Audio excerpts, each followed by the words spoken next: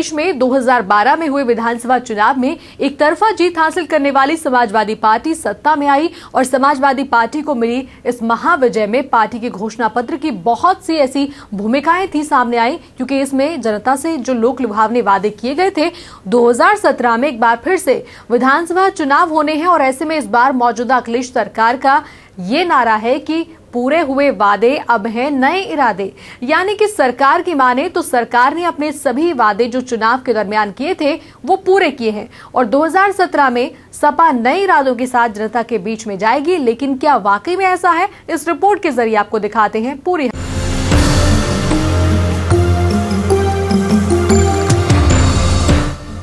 UP की सियासत के शिखर तक पहुंचने में घोषणा पत्र कितना अहम रोल निभा सकता है, इसका अंदाजा बीते चुनावों को देखकर लगाया जा सकता है। 2012 के घोषणा पत्र के सहारे समाजवादी पार्टी ने उत्तर प्रदेश में प्रचंड बहुमत के साथ सरकार बनाई और सरकार बनते सपा ने यूपी में विकास कार्यों और चुनावी घोषणा पत्र के वादों को पूरा करने में लग गई थी। वहीं अब समाजवादी सरकार का दावा है कि सूबे की जनता से सरकार ने जो भी वायदे किए उन सभी वायदों को पूरा किया है। चाहे बिजली की व्यवस्था हो, किसानों को लोहिया आवास और समाजवादी पेंशन, हर तरह से सरकार ने जनता को राहत देने का कार्य किया है, जो कि आज तक किसी सरकार ने नहीं किया है। सूबे में किए गए विकास के दम पर साथ ही नए इरादों के साथ समाजवादी सरकार प्रदेश में 2017 में प्रदेश में जीत का परचम फहराने का दम भर रही है। इतिहास में पहली बार आदरणीय नेताजी के आशीर्वाद से किसी राज्य की पहली सरकार है माननीय अखिलेश यादव जी की, जो चुनावी घोषणा पत्र की सारी बातें मात्र 3 साल के अंदर पूरा करके दिखा दिया। चाहे मेट्रो हो, चाहे अंतर्राष्ट्रीय डैम हो, ये सब घोषणा पत्र नहीं थे, इसके बाद भी हम कर रहे हैं। ये बात हम दावे के साथ कह सकते हैं कि ये पहले मुख्यमंत्री पूरे देश के जो केवल चुनावी घोषणा पत्र नहीं पूरा किया, उसके बाद जो जरूरत चीजें थी उसको भी कर रहे हैं। इन्हीं काम की बदौलत और नेताजी के आशीर्वाद से और मुख्यमंत्री की बेदाग छवि जो है, हम लोग चुनाव मैदान में जा रहे हैं और 17 में प्रचंड बहुमत की सरकार होगी, अखिलेश जी दोबारा मुख्यमंत्री होंगे। आइए एक नजर डालते हैं समाजवादी पार्टी की सरकार के विकास कार्यों पर। देश का सबसे लंबा expressway Lucknow to Agra expressway बनवाया।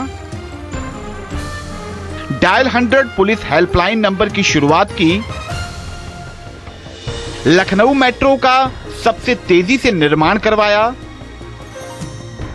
युवाओं के रोजगार के लिए आईटी सिटी का निर्माण चल रहा है। अंतर्राष्ट्रीय स्तर का क्रिकेट स्टेडियम बन रहा है। महिलाओं के लिए हेल्पलाइन नंबर 1090 की शुरुआत हुई। स्वास्थ्य सेवा के लिए 108 एम्बुलेंस की सुविधा और साथ ही कैंसर अस्पताल। जी हां, सरकार ने बड़े पैमाने पर विकास कार्य तो किया है, लेकिन चुनावी घोषणा पत्र पर विपक्ष ने सरकार को घेरा है। उत्तर प्रदेश सरकार के नारे पूरे हुए वादे अब हैं नए इरादे पर विपक्षियों ने सरकार पर हल्ला बोला है।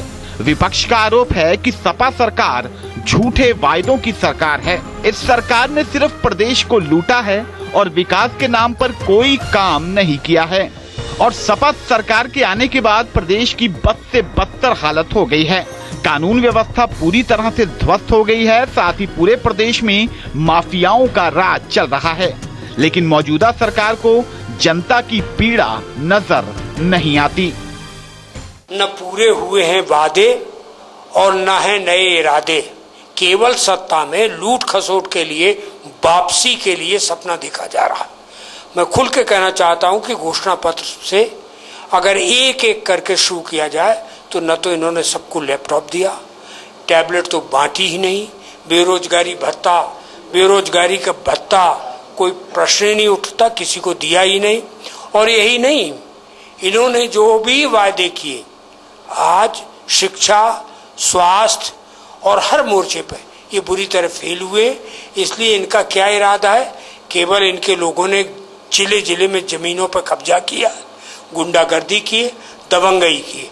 तो अगर यही इरादा है फिर से जमीन पर कब्जा करने का, फिर से लूट खसोट करने का, तो इन्हें मुबारक।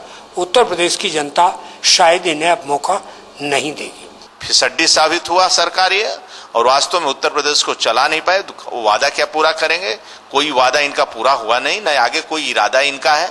अब इनका एक तरह का जो था कि सैफई खानदान संपन्न हो जाए, पैसे से युक्त हो जाए, ताकत से युक्त हो जाए, एक राजा महाराजा जैसा जीवन व्यतीत बाद में हो, इसीलिए वो अब कुछ कर नहीं पाएंगे। अपना बोरिया बिस्तर बांधने का तैयारी करें। समाजवादी पार्टी की सरकार ने अपने घोषणा पत्र के कई वादे पूरे भी किए, कई वादे आज भी उनके अधूरे भी है। फिलहाल समाजवादी पार्टी औसत नंबर से पास तो हो गई है, लेकिन 2017 में जनता की कसौटी पे कौन पास होता है, कौन फेल होता है। कैमरामैन यतीश के साथ रजनीश पांडे, जेके न्यूज, लखनऊ।